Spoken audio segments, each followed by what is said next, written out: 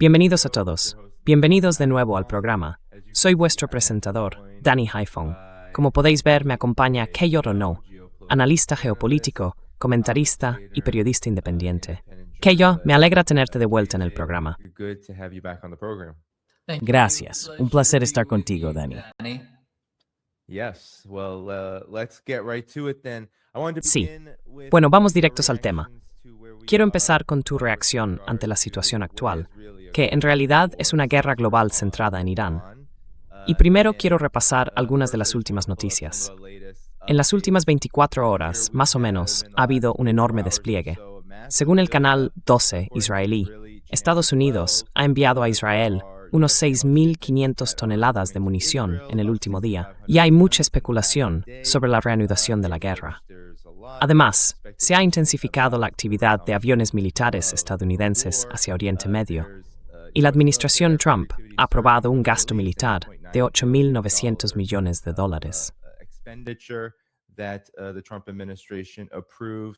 But there's also Iran setting a kind of ultimatum. They're breaking the blockade pretty significantly. Dozens and dozens of tankers in the last 24 hours have actually made it through the blockade with absolutely no capacity for the U.S. Navy to interdict those ships.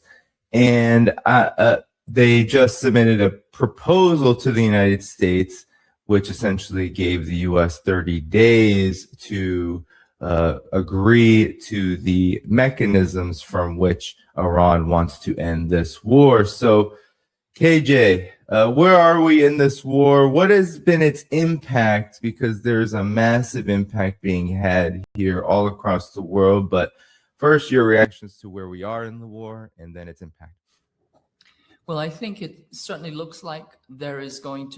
Bueno, creo que todo apunta claramente a que va a haber una escalada, una reescalada, un reinicio de la guerra en el terreno.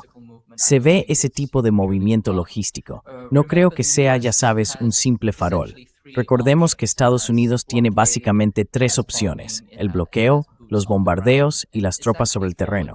Y en realidad ha fallado en las tres estrategias. Pero parece que quiere retomar los bombardeos. Veremos si eso funciona.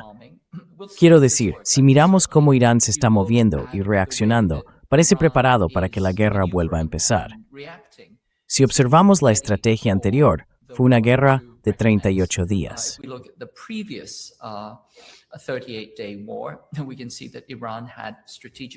Y podemos ver que Irán tenía una superioridad estratégica. Tenía dominio en la escalada del conflicto. Tenía sin duda una ventaja estratégica en cuanto a geografía, terreno, topografía, profundidad de arsenales y así sucesivamente. Así que todos esos factores siguen siendo los mismos. Está bastante claro que Estados Unidos está empezando a desvestir a un santo para vestir a otro. Está, digamos, sacando municiones de otros frentes para reanudar los combates en Irán. Pero no creo que eso cambie la ecuación básica, que es que Irán sigue teniendo superioridad estratégica y dominio en la escalada. No está claro qué está pensando Estados Unidos aquí, salvo que parece decidido a redoblar la apuesta en una jugada que ya está perdida.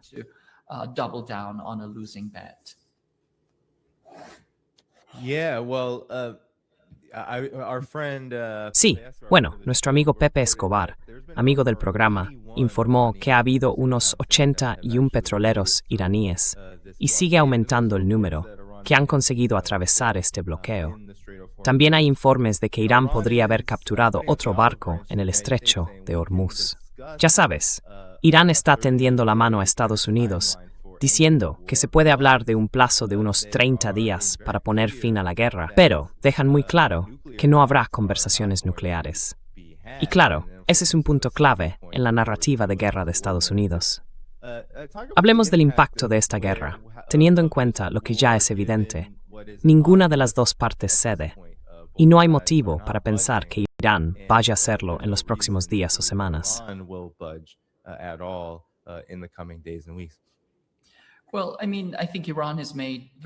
Bueno, a ver, creo que Irán lo ha dejado muy claro. Cuando entra en una negociación, tiene la ventaja, tiene las cartas más fuertes. No va a ceder nada en la mesa de negociación que Estados Unidos no haya podido ganar en una guerra real en el campo de batalla. Así que creo que Irán se ve a sí mismo claramente con la posición más fuerte, con la ventaja. Básicamente, ha propuesto un proceso de negociación en 3 fases.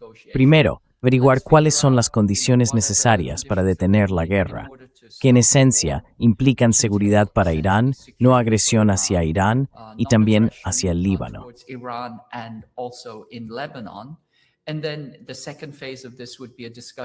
Y luego, la segunda fase de todo esto sería una conversación sobre el estrecho de Hormuz.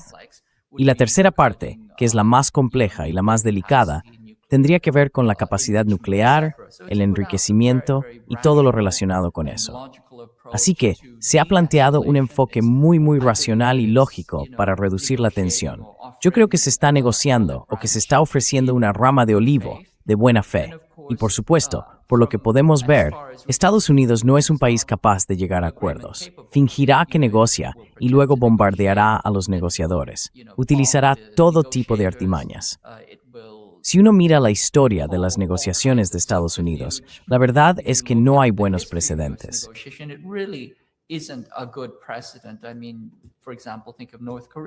Quiero decir, por ejemplo, pensemos en Corea del Norte, en Libia, en Siria, o en los 380 tratados que las naciones indígenas firmaron con Estados Unidos.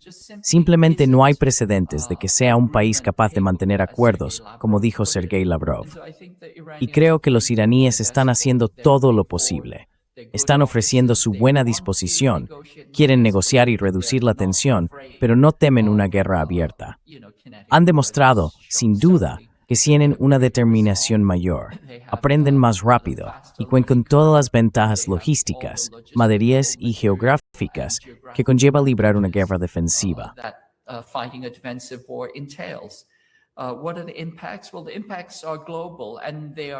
¿Cuáles son los impactos? Bueno, los impactos son globales y tardan en hacerse notar. Pero ahora mismo, en este momento, creemos que hay un déficit de unos 700 millones de barriles de petróleo en el mercado mundial. Y además, todos los productos químicos relacionados con los hidrocarburos que dependen de esto, como el gas natural, la urea, el amoníaco o los metales. Así que estamos hablando de efectos catastróficos que todavía no hemos sentido. Es como cuando tomas un medicamento.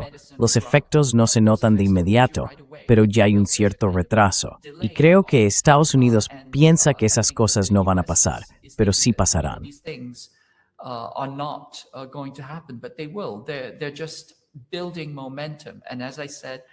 Solo están ganando impulso. Y como dije, ya estamos ante un déficit de 700 millones de barriles de petróleo, que pronto llegará al billón. Y hay una salida fácil: hacer las paces con Irán, ofrecer garantías de seguridad y dejar de intentar destruir el país. Si Irán quiere cobrar una tasa de tránsito, está en su derecho.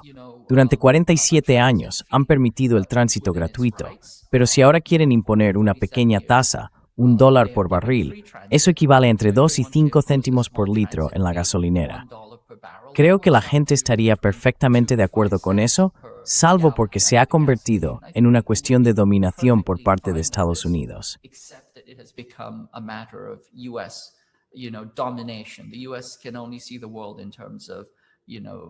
Estados Unidos solo sabe ver el mundo en términos de amo y esclavo, de dominador y dominado.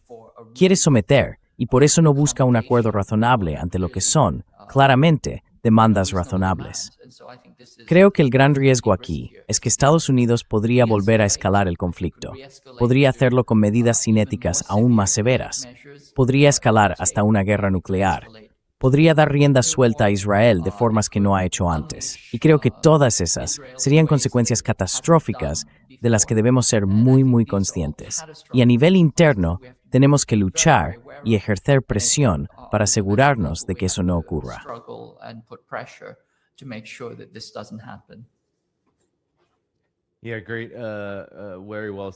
Sí, muy bien dicho. Y bueno, voy a leer lo que Donald Trump ha dicho sobre esto, KJ, sobre este plan. Dijo que va a revisarlo, el plan de Irán, pero que se imagina que no será aceptable y que, según tus comentarios, no han pagado un precio lo bastante alto por lo que han hecho a la humanidad y al mundo durante los últimos 47 años. Palabras muy interesantes, KJ. Irán, por supuesto, no está cediendo en absoluto. Hoy informes de que Kagots fue atacado y posiblemente incluso capturado.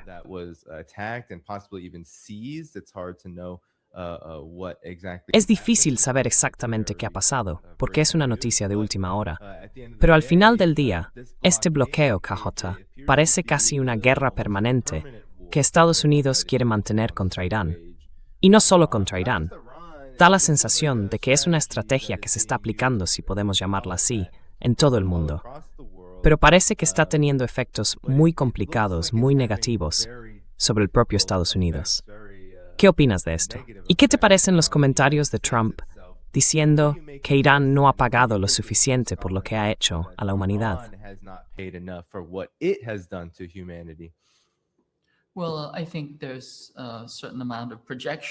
Bueno, creo que aquí hay una cierta dosis de proyección. Quiero decir, ¿qué ha hecho Irán? Irán no ha invadido otro país en, no sé, 200 o 250 años, si acaso. Irán no ha sido, digamos, el actor problemático en Oriente Medio.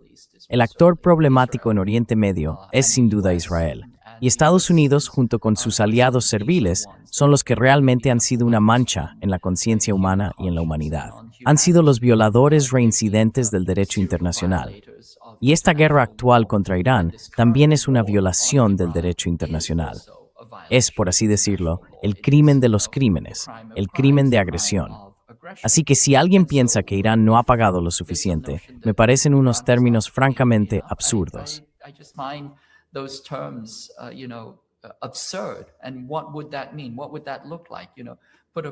¿Y qué significaría eso?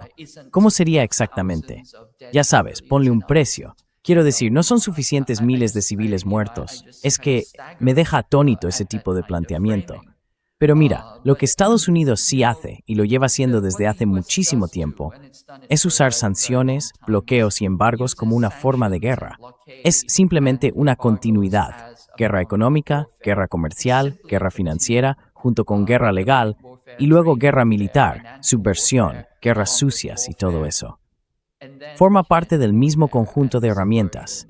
Es todo parte de una misma línea. Es una especie de enfoque multidimensional para hacer la guerra contra sus enemigos y mantener una hegemonía permanente sobre el planeta.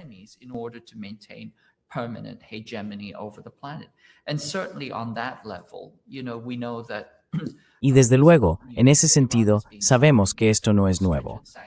Irán lleva sufriendo algunas de las sanciones más duras desde 1979 y especialmente en las últimas décadas. Hay que recordar que las sanciones matan a más gente que una guerra convencional, cualquier día, cualquier año. Muere mucha más gente por las sanciones que por la guerra directa. Y desde luego, Estados Unidos tiene esta idea de que puede bloquear, estrangular, asfixiar y debilitar a Irán y a otros enemigos hasta que estén dispuestos a rendirse. En ese momento, normalmente, la estrategia consiste en sancionar tanto a un país que quede al borde del colapso, y entonces Estados Unidos interviene con acción militar y se proclama vencedor, alardeando de su poderío militar. Así es, por lo general, como suele desarrollarse ese escenario.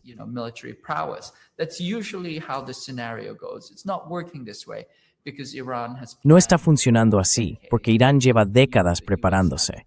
Sabía que Estados Unidos lo tenía en el punto de mira, al menos desde principios de los 2000, y se ha preparado con enorme rigor y una disciplina tremenda. Ahora está demostrando su temple. En cambio, Estados Unidos no ha desarrollado realmente nuevas estrategias desde entonces. Básicamente sigue intentando usar el mismo manual, y de eso Irán ya estaba prevenido. Verás, Estados Unidos tiene una doctrina de guerra llamada Air-Sea Battle, que viene de Air-Land Battle, y esta a su vez se basa en la doctrina militar israelí de la guerra del Yom Kippur. Tanto Air-Sea Battle como Air-Land Battle se centran en la decapitación, ataques en la retaguardia, eliminar al mando enemigo. Pero esa estrategia no funcionó, por una razón muy simple. Irán tenía una estrategia de estrella de mar. No se puede decapitar a una estrella de mar.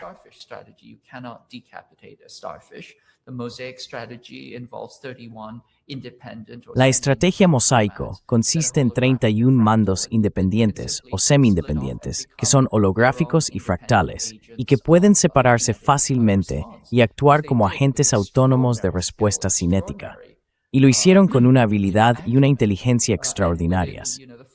En las primeras horas y días de la guerra, eliminaron las principales capacidades estratégicas de Estados Unidos, en especial sus sistemas de radar, y también atacaron los AWACS. Es como derribar al mariscal de campo. No puedes librar una guerra coordinada cuando estás ciego y tus mariscales han sido eliminados. Así que Irán ha demostrado que está aprendiendo y que su curva de aprendizaje es mucho más rápida. Mientras tanto, la de Estados Unidos es plana. En el fondo, la guerra es una competición de curvas de aprendizaje. La de Irán es exponencial y la de Estados Unidos plana. Y esa es otra razón más por la que Irán parece tener la ventaja de cara a cualquier tipo de negociación.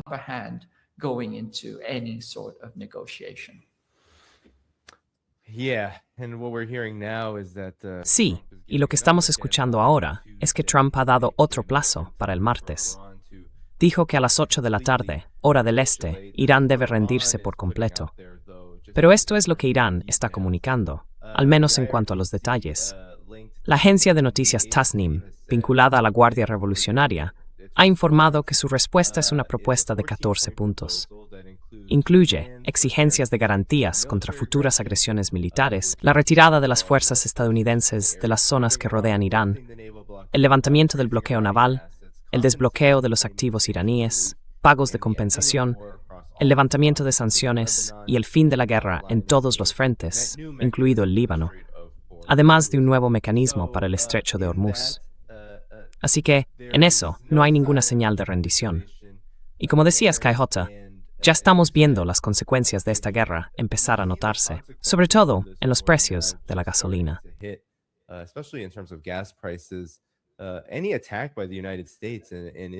Cualquier ataque por parte de Estados Unidos e Israel probablemente empeorará la situación. Así que eso nos lleva a la pregunta, KJ, ¿cómo ha cambiado esto el mundo, no solo en términos de energía? Porque hay quienes hablan de esta guerra únicamente en función de cómo las corporaciones estadounidenses de gas natural licuado están obteniendo enormes beneficios. Y no hay duda de eso, ya que los precios del gas y del petróleo están alcanzando máximos absolutos. Pero además, parece que la economía mundial en su conjunto se está sobrecalentando. Y dado el equilibrio de fuerzas actual, parece que eso no va a aliviarse, a menos que Estados Unidos elija una de las muchas opciones malas que tiene delante.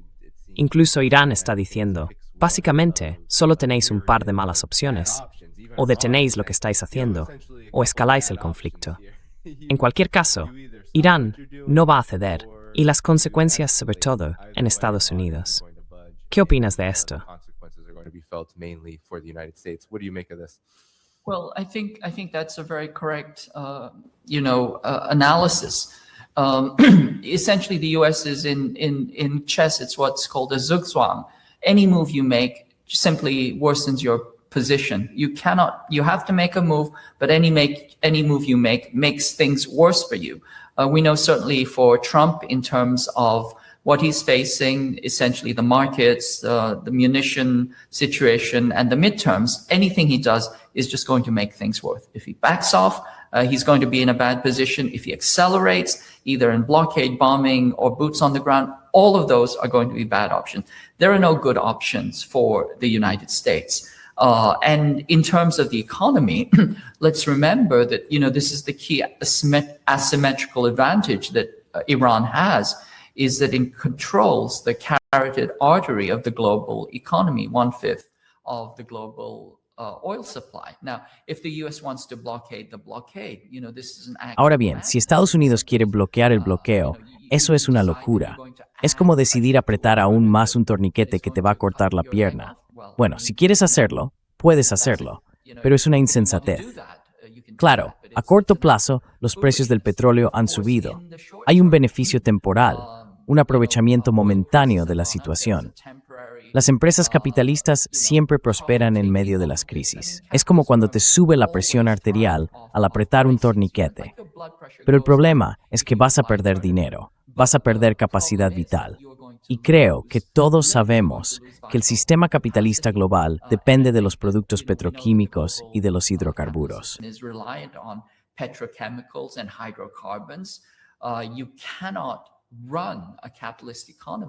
No se puede mantener una economía capitalista, y desde luego no la economía capitalista de Estados Unidos, sin un flujo adecuado de hidrocarburos a nivel global. Es un mercado mundial, no es un mercado local, ni un mercado restringido. Y por eso, básicamente lo que estás haciendo es prepararte para un paro cardíaco.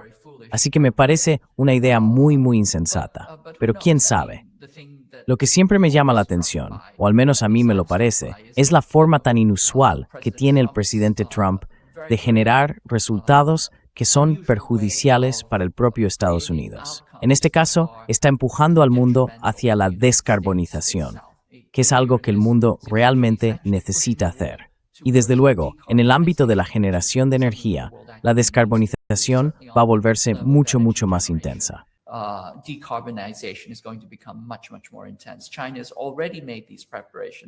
China ya ha hecho esos preparativos en energías sostenibles. Entre un 25 y un 30% de su energía procede de fuentes sostenibles o no basadas en hidrocarburos. Y eso solo va a acelerarse. Su infraestructura de transporte y su industria de vehículos eléctricos son completamente ajenas a los hidrocarburos. Eso también va a acelerarse. BD tuvo su mejor mes hasta ahora. Vendió, ¿qué? 500,000 de vehículos solo el mes pasado.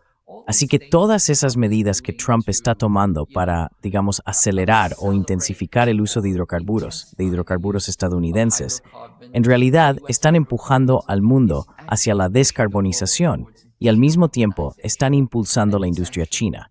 En otras palabras, ese viejo chiste o meme de que Trump está haciendo a China grande otra vez parece aplicarse también aquí.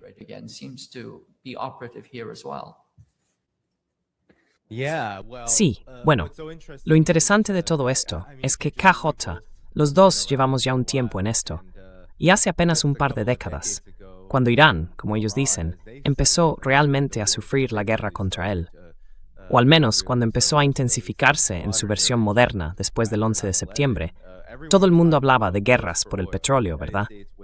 Que Estados Unidos libraba guerras por el petróleo contra Irak, y luego una tras otra por todo Oriente Medio y Asia Occidental. Ahora, sin embargo, lo que parece haber hecho Estados Unidos al centrarse en Irán es abrir una especie de caja de Pandora, donde esas guerras por el petróleo son literalmente solo por el petróleo. Y es una forma muy casi arcaica de intentar imponer condiciones en el mundo, porque en realidad estamos yendo hacia el nivel más bajo, el más básico, de la cadena de valor en todo esto.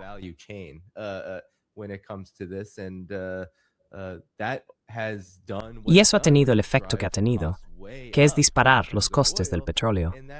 Y eso hace que muchos países no digan, sí, por favor, vamos a arruinarnos comprando gas natural licuado estadounidense. Lo que parece que va a pasar en realidad es que esos países busquen opciones más baratas y mejores, no solo para cubrir sus necesidades energéticas, sino también para su producción. Y ahora mismo, China resulta muy atractiva por todo esto. Así que es una forma bastante curiosa de intentar reafirmar una dominación global, teniendo en cuenta que el petróleo es solo una parte de una enorme cadena de valor mundial, de la que Estados Unidos prácticamente ha quedado fuera al intentar bloquear el petróleo. Es casi como si Estados Unidos intentara dejar al mundo sin recursos, porque no tiene nada más que ofrecer. A mí eso no me parece una fórmula ganadora. Pero, ¿cuál es tu reacción?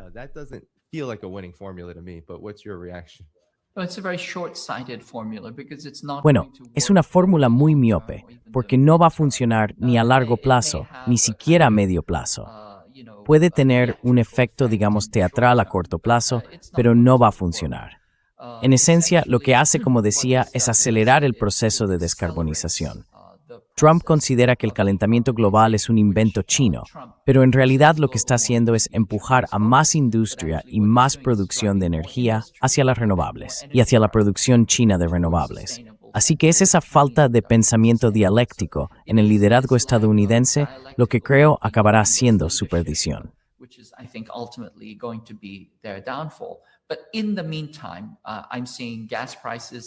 Pero mientras tanto, estoy viendo los precios de la gasolina a $6.50 en Estados Unidos. En todo el mundo, incluso en muchos aliados de Estados Unidos, estamos viendo enormes alteraciones en su industria en sus sectores petroquímicos, en su agricultura y así sucesivamente. Es una especie de deslegitimación global de los intereses, la influencia y el poder de Estados Unidos. Desde luego, hace que el planeta entero se aleje de lo que llaman el liderazgo estadounidense. Así que creo que, como tú decías, es una caja de Pandora. Tiene consecuencias imprevistas enormes desde el punto de vista de Estados Unidos. A la larga, va a debilitar su poder, y aún así, desde una perspectiva a corto plazo, parece una estrategia eficaz en el corto plazo. It looks like an effective strategy in the short term. You're going to turn the world, you're going to, choke. Vas a darle la vuelta al mundo, vas a asfixiar a todo el mundo, incluida tu propia población. Bueno, quizá eso te haga sentir poderoso, pero es un poco como estrangularte a ti mismo y pensar que te estás fortaleciendo. Me parece algo muy, muy insensato. Y como dije, refleja ese tipo de pensamiento a corto plazo, esa falta de capacidad dialéctica a corto plazo en el liderazgo de Estados Unidos. Y creo que no va a durar mucho. Desde luego, no puede durar hasta las elecciones de mitad de mandato, porque ya a estas alturas, no solo el sur global, sino también la propia población estadounidense está sintiendo el daño. Y creo que harán oír su voz.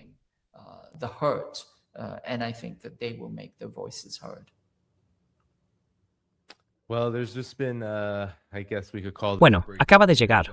Podríamos llamarlo una noticia de última hora, aunque creo que era algo que debíamos esperar. Según RT, la oferta de Irán que acabamos de revisar no le resulta aceptable. Se lo ha comunicado a Israel. Claro, da la sensación de que Estados Unidos suele limitarse a consultar con Israel. Irán, en cambio, tiene otra visión. Dicen que están revisando la respuesta estadounidense en este mismo momento. Aún así, no esperamos que nada importante cambie a raíz de todo esto. Pero hubo algo que me parece muy significativo y de lo que mucha gente está hablando. Según Dropside News, China ha invocado por primera vez una ley de bloqueo.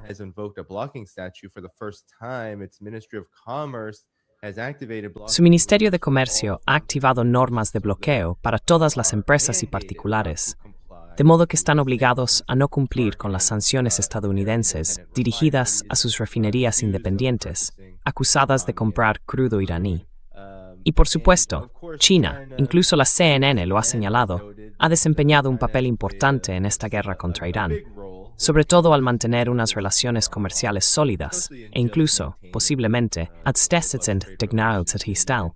que es podría estar en este momento.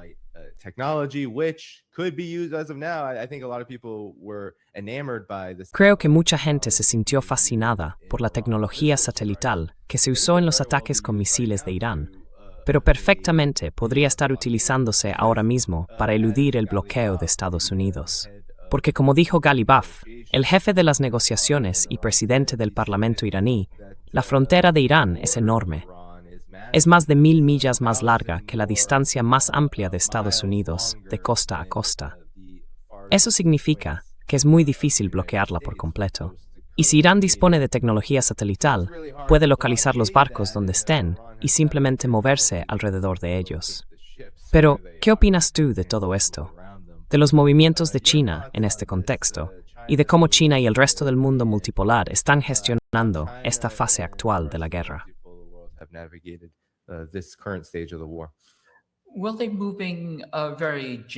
Bueno, se están moviendo con mucha cautela, porque ya sabes, un imperio en declive es probablemente la entidad más peligrosa que existe. Pero lo que estamos viendo aquí es a China respondiendo a Estados Unidos de igual a igual.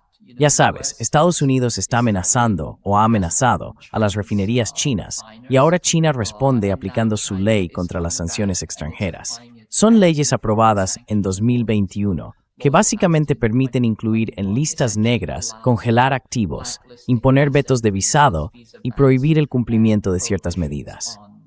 Esto también está relacionado con los recientes decretos del Consejo de Estado publicados creo que a principios de este mes o el pasado, los números 834 y 835, que tratan sobre la seguridad de las cadenas de suministro y también sobre las regulaciones de contramedidas extraterritoriales. En esencia, usurpamentos las bestias estadounidenses que no por empresas chinas deben ser rechazadas. to be resisted. Essentially, they're saying that you don't get to have Básicamente, lo que están diciendo es que no puedes tener jurisdicción extraterritorial sobre nuestras propias empresas así, sin más. El mundo no es tu campo legal. Y lo que hace esta medida es prohibir la aplicación y el cumplimiento de lo que en esencia son medidas ilegales de Estados Unidos que se están aplicando de forma extraterritorial a proveedores chinos y a sus proveedores secundarios y también a instituciones financieras. Así que China está respondiendo con fuerza, está plantando cara, está diciendo que no puedes hacer lo que quieras con toda la economía global.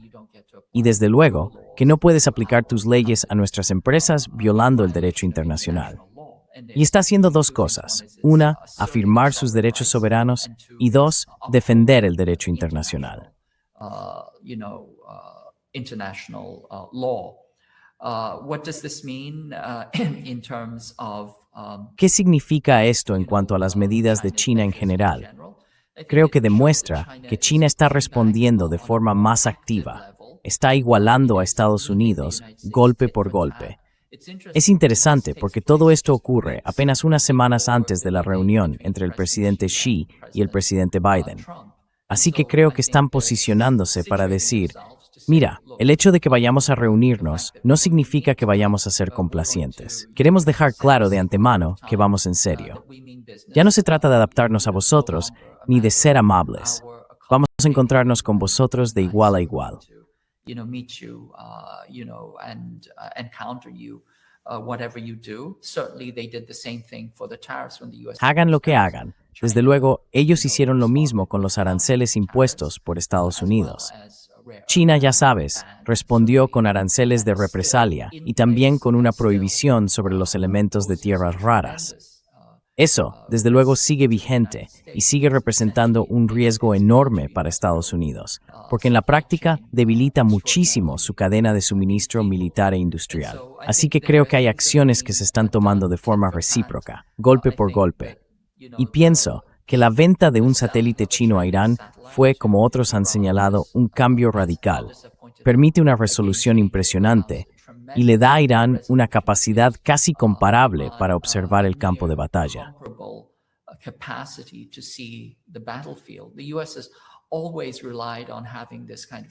Estados Unidos siempre ha dependido de tener un campo de batalla transparente, una especie de panóptico donde puede verlo todo, mientras la parte contraria está prácticamente ciega.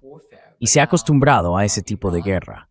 Pero ahora, Irán, que ocupa solo el puesto 16 en poder militar, ha conseguido superar a Estados Unidos, la principal potencia militar, en el campo de batalla.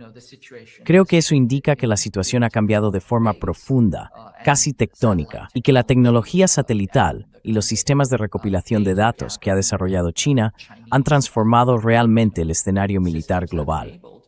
Y pienso que al final, eso demuestra que Estados Unidos ya no es la potencia militar que ha dicho ser, o que ha intentado presentarse como tal. Ese es un mensaje que se envía al resto del mundo. Una alianza de seguridad con Estados Unidos se convierte en realidad en una carga, no en una fortaleza. Y eso ya se empieza a notar en las fracturas dentro de los países del Consejo de Cooperación del Golfo y todo lo que está ocurriendo ahí. GCC countries. Sí, y creo que algo que algunos pueden estar subestimando aquí es que, cuando hablamos de las fracturas en el Consejo de Cooperación del Golfo, en realidad hay fracturas incluso entre las élites, entre quienes realmente dirigen la política exterior de Estados Unidos, quienes manejan su política económica y marcan su rumbo de desarrollo. Y creo que eso lo estamos viendo por todas partes. De hecho, esto se publicó hoy mismo en el New York Times. Es un artículo de opinión, pero normalmente el New York Times no publica opiniones que no reflejen, al menos en parte, la línea de su consejo editorial. Estados Unidos es oficialmente un imperio en declive, y este artículo cita directamente que la guerra contra Irán ha sobreextendido el imperio de forma peligrosa.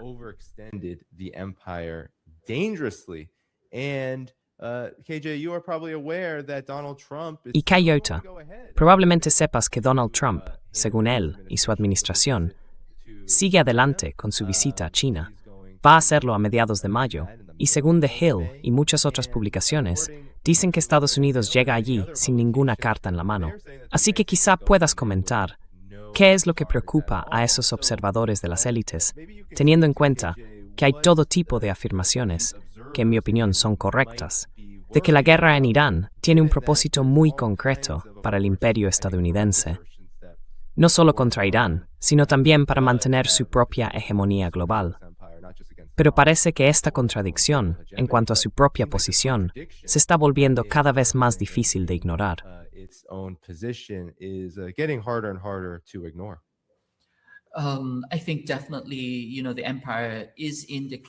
Creo, sin duda, que el imperio está en declive.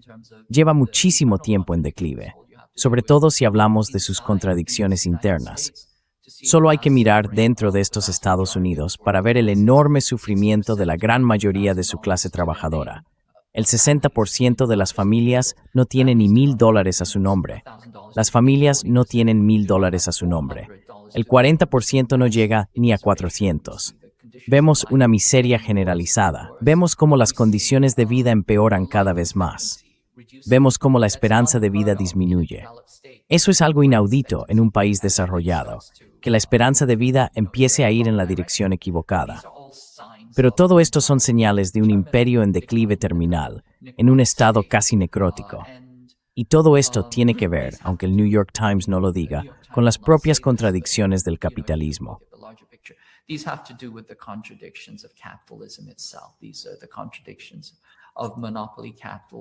Estas son las contradicciones del capital monopolista cuando llega a una especie de fase necrótica. Se financia, se desindustrializa, empobrece aún más y además tiende a recurrir a medios violentos para intentar recuperar su poder. En particular, vuelve a formas de acumulación primitiva, a la guerra, la piratería, la esclavitud y así sucesivamente. Todo esto tiene que ver con el declive terminal del imperio estadounidense. Irán está acelerando ese proceso, y creo que el presidente Trump también lo está acelerando en ese sentido. Su agenda en realidad está haciendo que el sur global vuelva a ser grande. Está acelerando el ascenso del sur global, incluso mientras toma medidas desesperadas y peligrosas para impedir ese mismo ascenso, así como el de los BRICS y la iniciativa de la Franja y la Ruta, entre otros. Originalmente, el plan se concebía en 3 etapas. Originally, the plan was a 3-stage plan. If you look at the national security strategy document. Si miras los documentos de estrategia de seguridad nacional, verás que hablaban de lo que llamaban la fórmula del 2+3. Había 2 grandes enemigos, China y Rusia. Y luego estaban los enemigos menores, Corea del Norte, Irán y los actores no estatales. Esa era la fórmula del 2+3. Estados Unidos se veía a sí mismo como el hegemón global después de la caída de la Unión Soviética y básicamente buscaba una forma de eliminar a los 2 llamados rivales revisionistas y después acabar con las pequeñas molestias como Corea del Norte, Irán y los actores no estatales.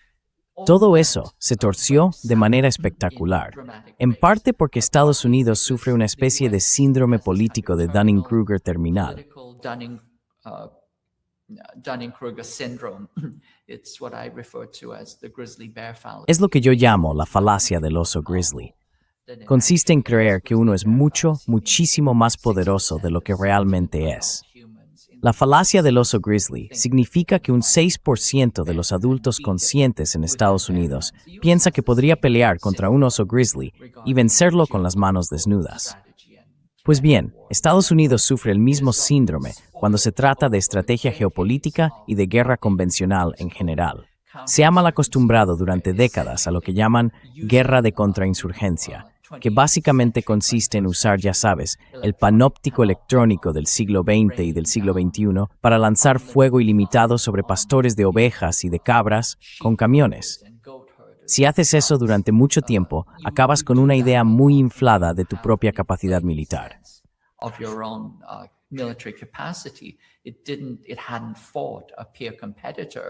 No había combatido contra un rival de su mismo nivel desde la Segunda Guerra Mundial. Así que cuando empezó la guerra con Irán, y antes incluso, la guerra con Rusia a través de intermediarios, pero aún así, una guerra con Rusia, lo subestimó. Pensó que podría despachar a Rusia como si fuera un aperitivo, antes del plato principal, que era China, y luego acabar con Irán como si fuera el postre. China era claramente el plato fuerte. Todo el concepto de la batalla aire-mar y el giro hacia Asia se preparaban para eso.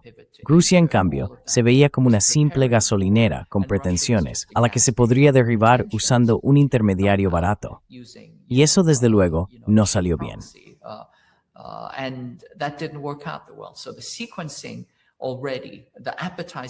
Así que la secuencia ya empezó mal. El aperitivo se le atragantó y empezó a ahogarse con él. Luego, desordenó todo el proceso al ir a por Irán, porque una vez más, pensó que después de Venezuela, Irán sería otro objetivo fácil. Como se estaba atascando en Ucrania, creyó que Irán sería otra demostración sencilla y rápida de su poder, a pesar de décadas de advertencias, tanto de Irán como de sus propios centros de análisis, de que lo primero que ocurriría sería el cierre del estrecho de Hormuz. Irán tiene esas ventajas asimétricas inevitables, y una de ellas es precisamente su control del estrecho de Hormuz. Control of the Strait of Hormuz. I mean, as Trump calls it, the Strait of Iran. I mean, Quiero decir, como lo llama Trump, el estrecho de Irán. Es decir, al menos la mitad está dentro de las aguas territoriales de Irán. No son aguas internacionales, no son alta mar, son aguas territoriales iraníes. Y por eso la economía global está en una situación precaria, sujeta al control de Irán. Ahora bien, la idea era que con Israel como su aliado, Estados Unidos simplemente retomaría el control de Irán, cumpliendo en esencia lo que Winston Churchill empezó a principios del siglo XX, que entendieron que el flujo del petróleo y el control del estrecho de Hormuz eran fundamentales para la dominación global.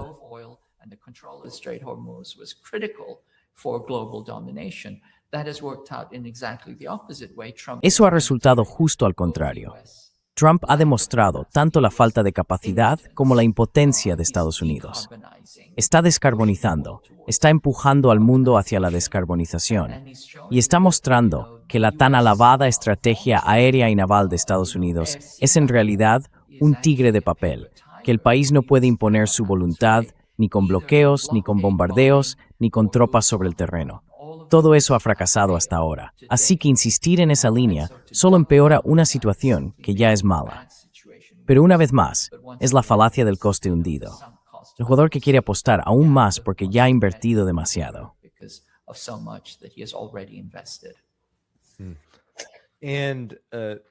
Y bueno, hubo una señal bastante inquietante.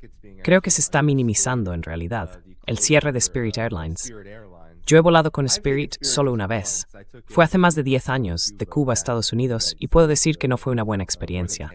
Era barato, sí, pero nada agradable. El avión era muy pequeño y no te daban nada. Ya sabes, cuando dicen aerolínea de bajo coste, pues sí, tenía muchos problemas. Pero su cierre, creo, marca el inicio de lo que, en mi opinión, es una contradicción fatal para esta guerra, y también para, como decías, el capitalismo y el imperialismo que están en su núcleo. Porque sí, puedes seguir ganando dinero con los beneficios del gas natural licuado. Puedes hacer mucho dinero con los precios altos del gas y del petróleo.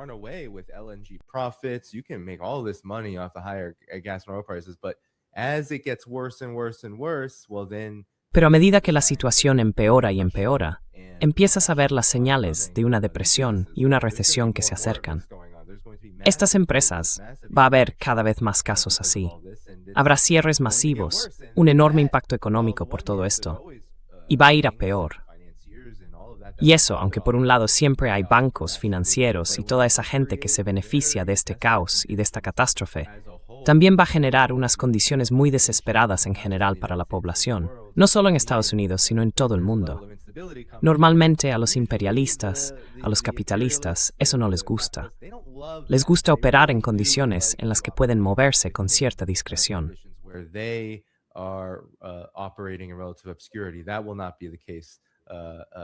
No será así, y de hecho ya no lo es, pero no lo será. Creo que hay otro punto aquí, Kota, sobre el que me gustaría que comentaras, sobre todo porque sé que querías hablar de lo que está ocurriendo en la periferia alrededor de China. Pero, para terminar, quiero volver a ese artículo sobre Estados Unidos como un imperio en declive. Ese artículo dice que este ataque a Irán fue distinto. que Estados Unidos es un país llamado energéticamente independiente y que no estaba en su interés vital atacar a Irán en este momento. Ni siquiera estaba en el radar hace apenas un par de meses, y además carece de los medios militares para imponer su voluntad sobre Irán en un conflicto prolongado.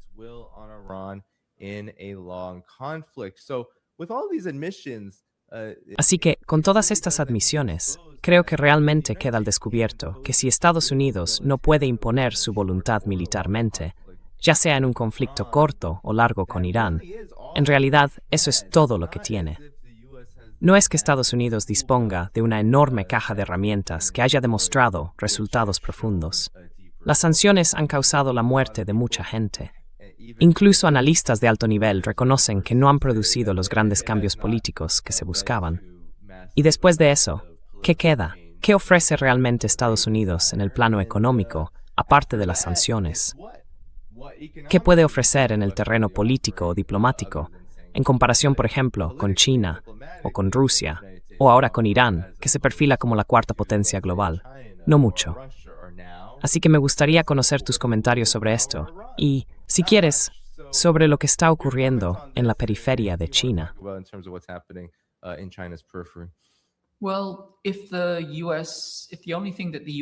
Bueno, si lo único que Estados Unidos puede ofrecer al mundo es, ya sabes, algo negativo, es decir, no te haremos daño, eso no va a ser sostenible.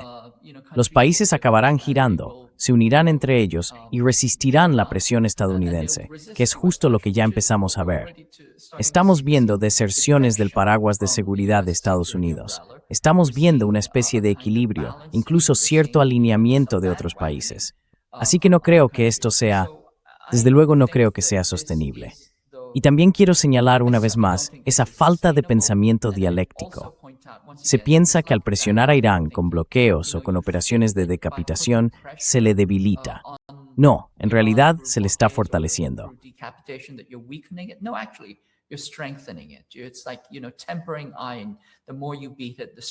Es como templar el hierro, ¿sabes? Cuanto más lo golpeas, más fuerte se vuelve. Y desde luego, en cuanto a sus objetivos, está esa fórmula de Clausewitz. La guerra es una forma de imponer tu voluntad al adversario. Si no puedes imponer tu voluntad, entonces has perdido la guerra.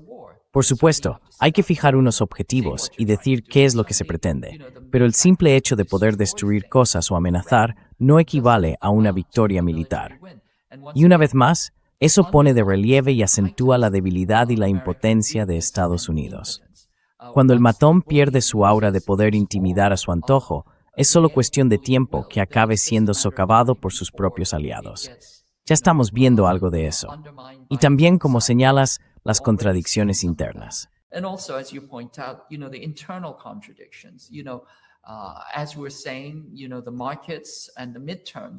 Como decíamos, los mercados y las elecciones de mitad de mandato pesan mucho, y la enorme precariedad que vive gran parte de la población en Estados Unidos no puede soportar este tipo de medidas extraordinarias durante mucho más tiempo.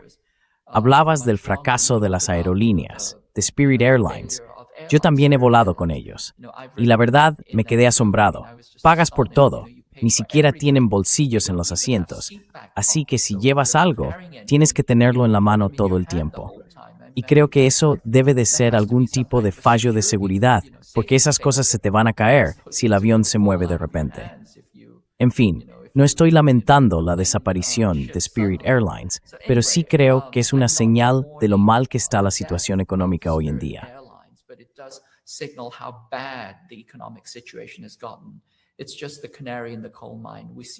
Es solo el canario en la mina. Estamos viendo que otras aerolíneas también lo están pasando mal. El precio del combustible para aviones se ha duplicado en los últimos meses.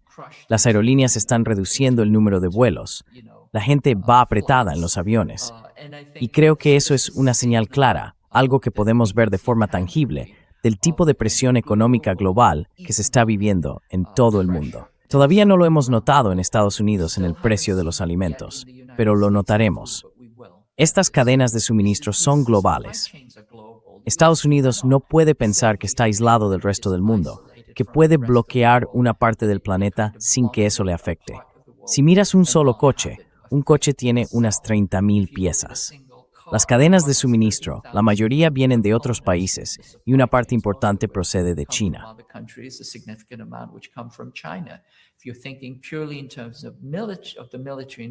Si lo piensas solo en términos del complejo militar industrial, ya sabes, un caza tiene unas 250,000 piezas individuales.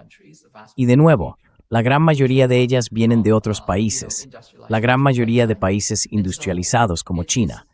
Así que en realidad se está disparando en el pie, se está poniendo un torniquete en sus propios miembros, y luego espera de algún modo salir de todo esto con cierta fuerza. Eso no va a pasar. Estados Unidos simplemente se está hundiendo cada vez más en su propio agujero. Y aún así, si miras ciertos sectores de la élite imperial gobernante, parece que están sacando todas las conclusiones equivocadas de la guerra de Irak.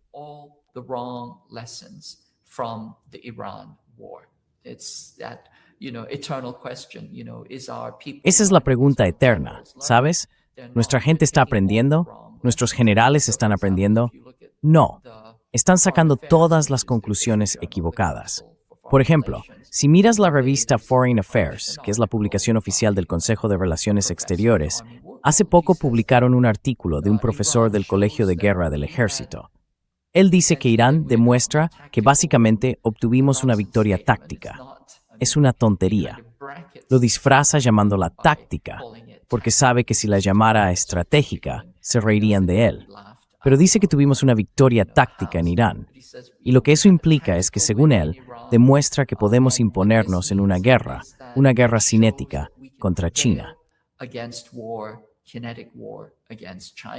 We have to recalculate everything, essentially saying that we are greenlighting. Iran should greenlight us for war against China, in particular over Taiwan. So this is the kind of absolute nonsense that the ruling imperial elite, or at least sectors of it, are telling themselves. They want to double down on militarism. They want to double down on kinetic war, having lost to the 16th power on the planet, on the battlefield. They think that they can go and challenge a peer competitor, not a near peer competitor, a peer competitor who has all the asymmetric advantages that Iran had, plus industrial strength, plus an endless arsenal of standoff weaponry, plus decades of preparation. So I think there's a kind of psychotic and, Creo que hay una especie de cálculo psicótico y extraordinariamente equivocado entre la élite imperial que gobierna. Pero como decía, hay una cierta locura en el imperio. Quiero decir, el capitalismo es una locura de principio a fin. Su violencia, su crueldad, su brutalidad, todo eso es una forma de locura. Pero ellos ya no se ven a sí mismos en contacto con la realidad. Es como aquella cita de los neoconservadores. Tú puedes estudiar la realidad, nosotros la creamos. Creamos nuestra propia realidad. Y al decir eso, lo que en realidad está mostrando es que esto no es, digamos, un conflicto entre este y oeste, o entre norte y sur. Son los neoconservadores, la élite imperial gobernante, los que están librando una batalla contra la propia realidad. La realidad financiera, la física, la geográfica, la material, contra la realidad misma. Y si luchas contra la realidad, vas a perder.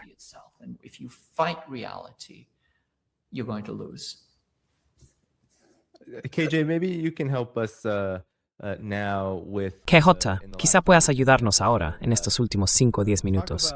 Háblanos de cómo está afectando esto al este de Asia, Corea, Japón y, por supuesto, la periferia de China. Esa zona ha sido reforzada militarmente por Estados Unidos durante años, cuando el principal objetivo de su política exterior, o al menos de su expansión militar, era la guerra con China. Ahora, claro, todos esos recursos se han desviado hacia esta larga guerra contra Irán. Pero aún así, el impacto en la región, el impacto en Asia, es muy fuerte. Siempre hablamos de Asia Occidental, siempre hablamos de Estados Unidos e incluso de Europa cuando analizamos las consecuencias de todo esto. Pero ¿cuál es la situación de Asia ahora, teniendo en cuenta este enorme giro de Estados Unidos, las repercusiones económicas y, por supuesto, los vientos políticos que llevan soplando con fuerza en Asia desde hace ya bastante tiempo?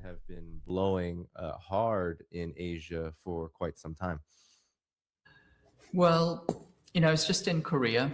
Korea is Bueno, ya sabes, esto está pasando en Corea. Corea está teniendo problemas por la falta de hidrocarburos. Los precios de la gasolina están por las nubes. Los plásticos empiezan a escasear. Y claro, eso se nota en el bolsillo. Son presiones enormes, presiones tectónicas que ya están en marcha. Es solo cuestión de tiempo antes de que estalle.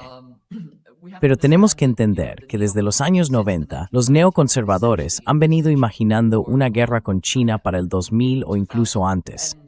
A comienzos de los 2000, había una facción que realmente quería llevar la guerra a China, pero se desviaron hacia Asia Occidental, sobre todo Irán, Irak y Afganistán, y más tarde otra vez Irán. Sin embargo, el plan de guerra con China se aceleró en 2008, cuando colapsó el sistema financiero global. Hay que entender en la política de las Yuchisen, que el proceso por fases. policy towards China in terms of phases. During, the early 20th century, it was essentially A comienzos del siglo XX, fue básicamente una etapa de colonización. China fue colonizada por las potencias imperiales. Y luego, desde 1949 hasta principios o mediados de los 70, fue una época de guerra, y de guerra sucia, sobre todo utilizando Taiwán y Birmania como intermediarios. Además, la guerra de Vietnam fue también una guerra indirecta contra China. Así que hubo una primera fase de colonización abierta, que después derivó en guerra. Y luego, desde 1979 hasta principios de los 2000, hubo una especie de cuasi distensión. Pero también fue una forma de guerra en zona gris, por decirlo así. Y al mismo tiempo, un intento de absorber a China dentro del sistema económico capitalista global, pero en una posición subordinada, como si fuera un arrendatario en la gran plantación del capitalismo global, con Estados Unidos en la cima de la cadena, el dueño de la plantación, por así decirlo. The plantation holder, if you will. And this was undergirded by, Clinton. Y todo esto se apoyó en la incorporación de China al sistema económico global, impulsada por Clinton, con su entrada en la OMC y todo lo demás. La idea detrás de eso era que China acabaría colapsando por sus propias contradicciones internas, lo que permitiría a Estados Unidos intervenir y quedarse con todos sus activos, como hizo con la Unión Soviética. O bien, que China, por iniciativa propia, se subordinaría y se convertiría en un vasallo de Occidente, un subcontratista del capital estadounidense. Pero no ocurrió ninguna de esas dos cosas. China se desarrolló en sus propios términos. Lo hizo de una forma que fue, primero, no occidental, segundo, no capitalista, o al menos no capitalista neoliberal. Y además ha demostrado recientemente que es posible desarrollarse sin aumentar las emisiones de carbono.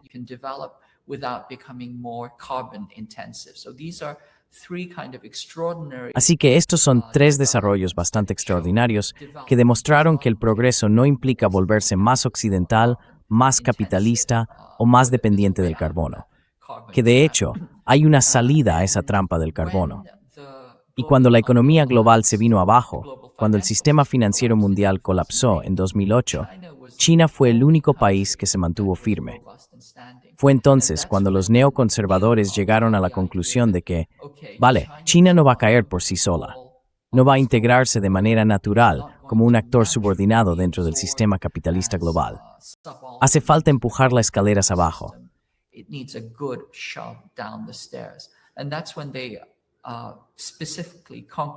Y fue entonces cuando se prepararon de forma específica y concreta para una guerra contra China.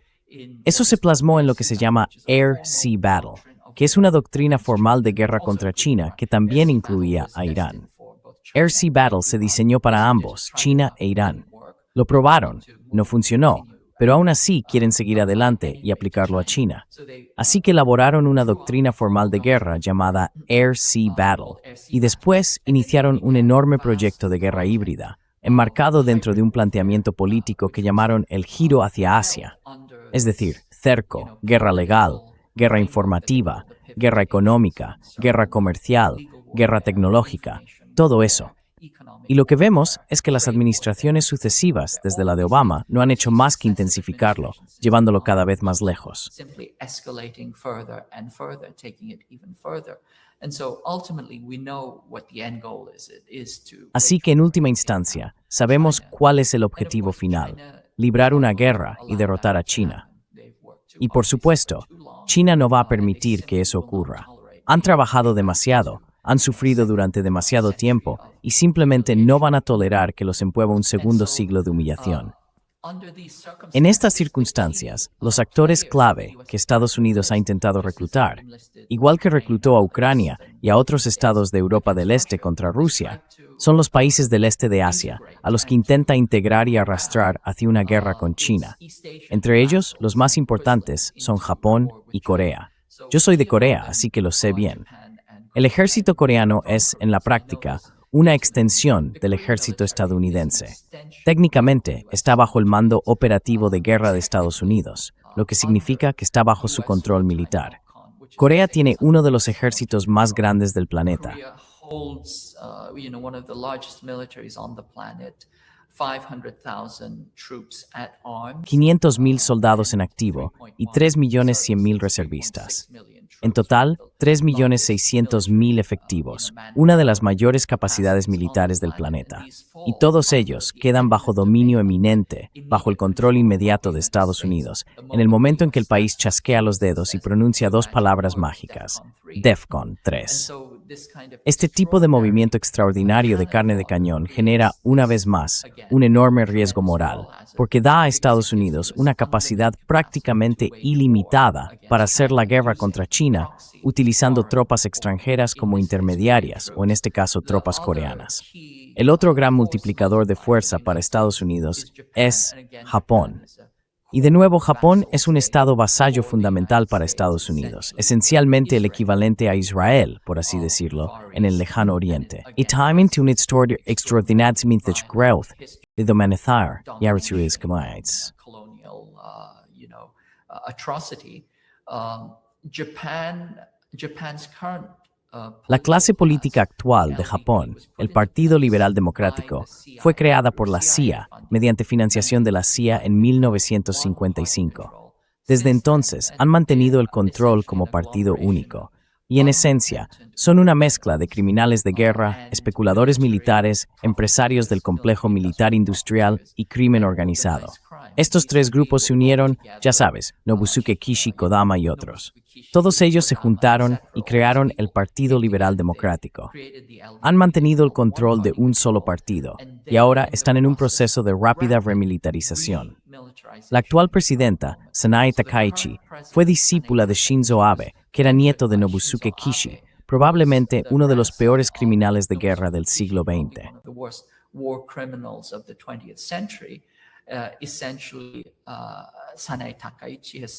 Básicamente, Sanae Takaichi ha dicho que todo lo que ocurra en Taiwán es asunto nuestro.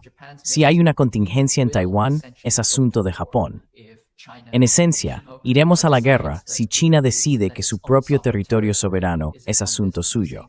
Estamos diciendo que nuestro perímetro de seguridad se extiende hasta Taiwán, y por eso se ve esta rápida militarización. Japón se está remilitarizando a pasos agigantados, duplicando su presupuesto militar. Ha decidido que va a exportar armas letales a otros países, lo que genera, ya sabes, este ciclo de aceleración militar e industrial. Y ha decidido que va a implicarse en una guerra contra China, usando Taiwán como pretexto.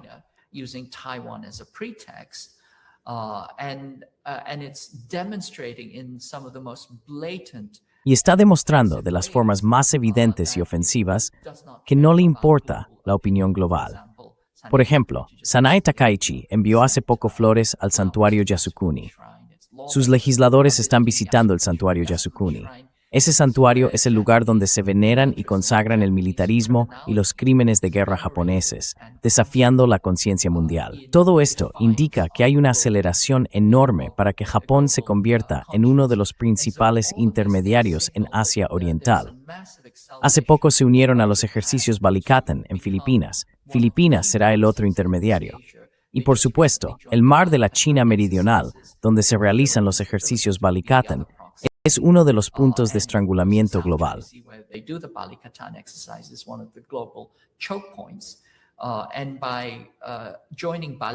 Y al unirse a Balikatan, esta vez, por primera vez en la historia con tropas de combate, están mostrando su intención de ensayar su interoperabilidad para maniobras conjuntas de armas, preparándose para una posible guerra contra China. Y luego está todo lo que Corea también ha estado haciendo, a pesar de que le han retirado las baterías de misiles THAAD y los Patriots. Es como desvestir a un santo para vestir a otro. Pero aún así, Corea del Sur está tan profundamente bajo el control de Estados Unidos que el presidente actual, que es progresista y quiere recuperar la soberanía, ha sido informado de que cualquier intento de poner un calendario para recuperar el control operativo de su propio ejército no va a suceder.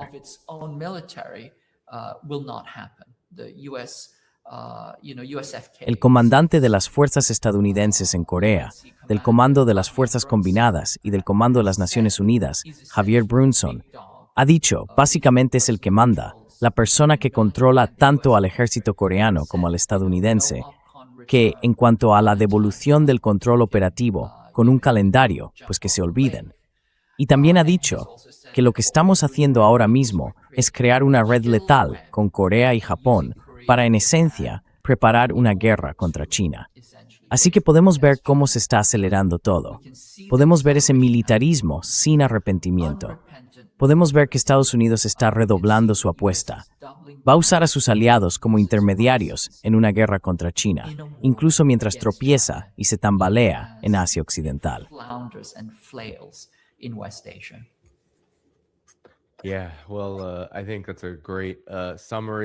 Sí, bueno, creo que es un gran resumen de lo que está pasando. Y realmente apunta a un futuro muy caótico para el mundo. Y ya sabes, a un empeoramiento de la crisis y de las múltiples crisis que el imperio nos está imponiendo. Pero también, con suerte, abre oportunidades para el desarrollo de un nuevo orden mundial, un mundo multipolar. Y por supuesto, uno que no sea solo multipolar, sino también más justo y mejor que el mundo que heredamos antes. KJ, este es un gran programa.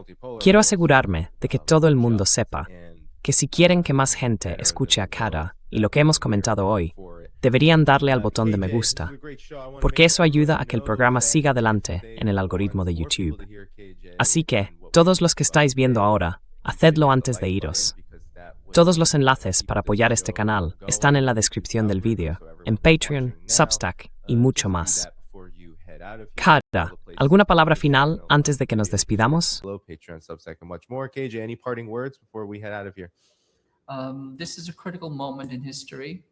Este es un momento crucial en la historia. Creo que todos tenemos un papel que desempeñar. El nuestro es evitar que nuestra élite imperial redoble su locura y desate el caos, como diría el presidente Trump, de una forma que el mundo nunca ha visto. De verdad nos enfrentamos a esa posibilidad. Estoy convencido de que todos tenemos un papel que cumplir. Eso significa salir a la calle, hacer llamadas, usar el teclado, hacer lo que cada uno pueda, pero sobre todo, construir solidaridad en la resistencia contra esta guerra imperial que parece no tener fin. Tenemos que detener esta máquina aquí y ahora. Si no lo hacemos, las cosas solo van a ir a peor.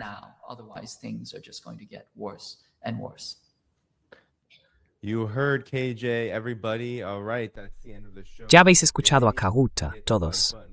Muy bien, hasta aquí llega el programa de hoy.